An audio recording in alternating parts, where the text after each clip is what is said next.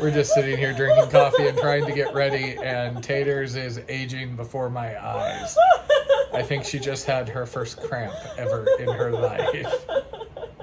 So last night we made a pretty good mess of this place, packing 3 days of food to take with us to get around to the southern end, and then packing this box full of about 6 more days for when the trail angel comes to meet us. We are super excited to get back on trail today, and super grateful that the awesome trail angel who picked us up on the way into town is also going to be taking us out to the trail this morning, and is even willing to drop us off a resupply box in about 3 days once we get to the south end of town. Super grateful for that. It's going to save us a lot of hassle getting a hitch in, going to Walmart, packing, and getting back to the trail. Instead, it's going to be just a quick and easy meet him and swap stuff on Sunday.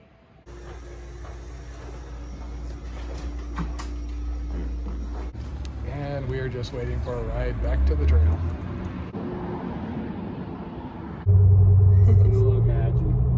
And we got dropped off by our friend Trail Angel Mark, and we are back to the walk-in.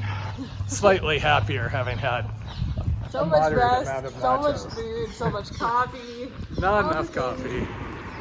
Fortunately, we were able to resupply on Skittles, so I might be able to survive now. And while it might look like Taters is packed for like a 6-day thing, she has a giant sandwich and a giant bag of chips and a moderate box of wine in there. So since we do often have longer carries or we're having to resupply off smaller towns, we do try and take advantage when we have shorter ones like this. Because this should be about 3 days till we meet the trail angel again and get that bigger box of food. So now's the time to screw around and enjoy sandwiches and tortellini and wine and things like that, because that 6 days is going to suck. We are currently feeling, whoa, fuzzy. We are currently feeling in high spirits, having had a shower, rested up a bit, and more importantly, gotten lots of hot food and cold drinks. The next opportunity for that won't be for 9 or 10 days, but that's about what we're aiming for out here. Because we weren't able to get the water filter we wanted, we ended up ordering a new set and sending that to our stop at Chief Joseph Pass in about 10 days. Until then, we'll be making do with the Be Free.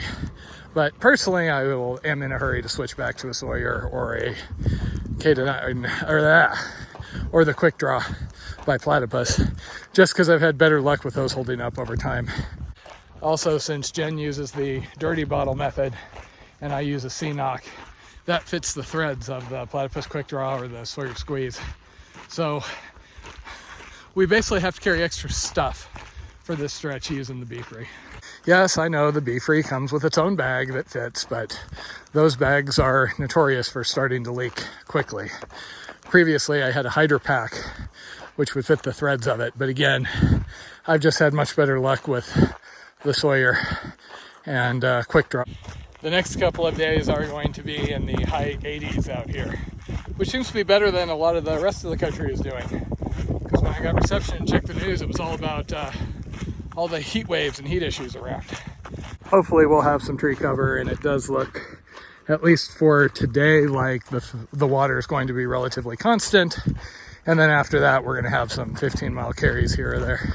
And once again, this is the section of the trail that's going to basically make a semicircle around Butte. And from everything we've picked up on the Facebook group or through registers, something like 3/4 of people at this point are doing the Anaconda Roadwalk shortcut rather than come on this bit of trail. Which seems a shame, because everything says that this trail is really, really nice. Best trail since Glacier is the comments I've seen. We also got Taters booked on a flight on August 12th back to Orange County. So that's all dealt with. We just have to figure out how to get her from whatever section of the trail we're on to the airport in West Yellowstone.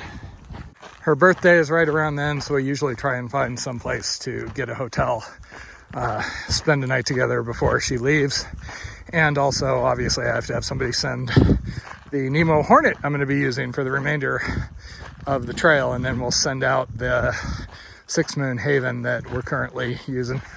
And then at that point, I will be solo until the bitter end. figuring finishing sometime in November seems to be the norm. A lot of people that left around our time seem to finish in early November. I've told people not to count on me being around and accessible until end of November. I know it's going to be getting rather cold. My hope is just that I get through Colorado early enough where I can still do the San Juan safely. But if the weather doesn't work out, the advantage of the CDT is there are roadwalk alternates for pretty much everything. And at the end of the day, my goal is a continuous footpath, single direction, single season walk from Canada to Mexico to make a complete set with the PCT and ECT/AT. So I feel like I've properly done the Triple Crown. And having spent over 10 years just hoping I could one day do the PCT, it's still crazy that I'm may actually end up being a Triple Crowner here. Now that we have committed to the Butte Red Line instead of the Anaconda shortcut, we don't really have any major route decisions to make for a little while. I think once we get down out of the northern Montana section, there are a few things like Cirque of the Towers that have a side route. Adds a little mileage, but it's a little prettier. And then once we're down near Yellowstone, we have to decide if we go to Yellowstone or do this max in shortcut, which apparently makes resupply easier. A lot of these shortcuts seem to have in common that the resupply is easier and that there is a hostel or similar sort of hiker-friendly business right along the way.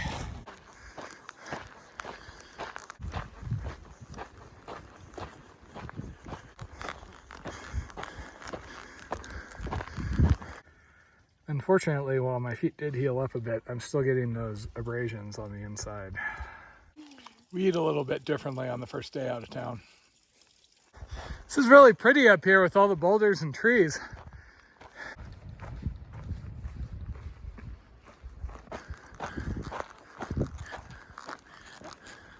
It is a warm, bloody day out here, though we are getting a little bit of a breeze, so it isn't that bad. I'm glad we're not on pavement, though. The satisfaction of a new filter.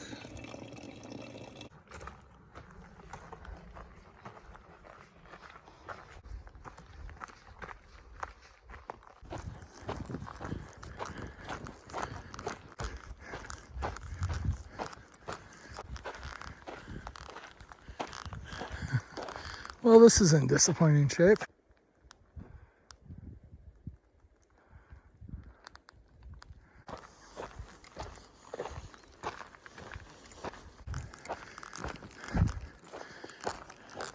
So you might remember previously we would get hiker wine, those little, boxes where two of them is like most of a bottle of wine.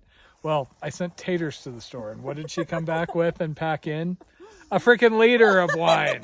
So if we don't do our miles tomorrow, that would be yes, I am trying to create a narrative of you as an alcoholic. Obviously, that is the issue. 1 1/3 bottles of wine.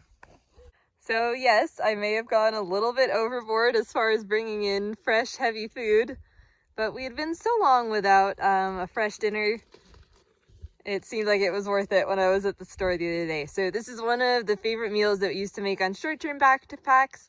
It's just super easy, filling, and delicious, and it was totally worth bringing it in for this first night after the resupply. It is really nice to be back in terrain where camping is abundant and easy. And we're ready to cozy up with our wine and tortellini. We might even go above and beyond and watch a movie tonight. After pitch meeting. Home sweet home for the night.